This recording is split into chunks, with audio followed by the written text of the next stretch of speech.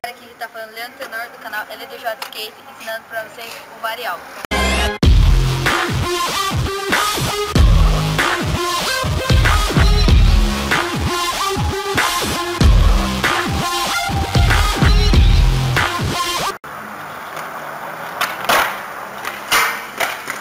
Então galera, pra você saber o varial, é muito simples.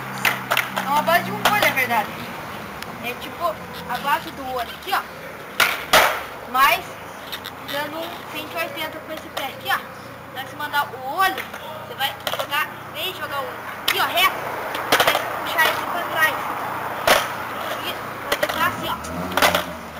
Então, no começo é mais fácil você pular reto assim, ó. Porque se você pular com o pé, no começo vai ficar meio difícil. Pode espirrar. Pode acontecer muito de espirrar com ele com o pé.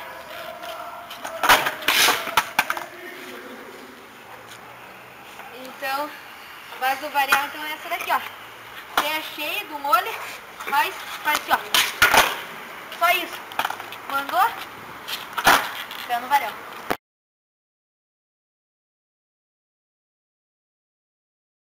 O varial é você cair a perna só. É que você não está pulando pra frente. Você tá com um pouco de medo. É só você calcular onde que cai o skate. Ah, se o skate cai aqui, ó, pula pra frente. Se o skate cai ali, você tem que pular ali. Tem que ver onde que o skate cai. Senão você pode acontecer até você cair assim, ó. Ou também cair com o pé. O segundo erro comum do varial é você chutar meio um flip. Que também vai girar e vai cair um pouco assim, ó. E daí vai cair de primo. Você pode bater e você pode cair.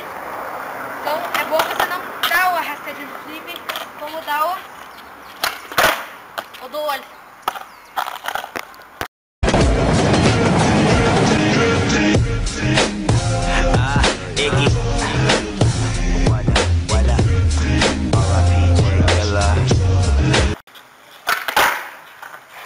Aí ó, agora pra quem é regular tá lá, ó.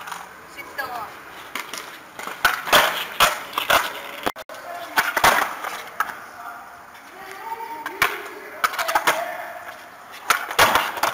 Então galera, se você gostou do vídeo, se inscreve no canal, dá aquele like pra nós, dá aquele varial no like, e é isso aí, skate é vida.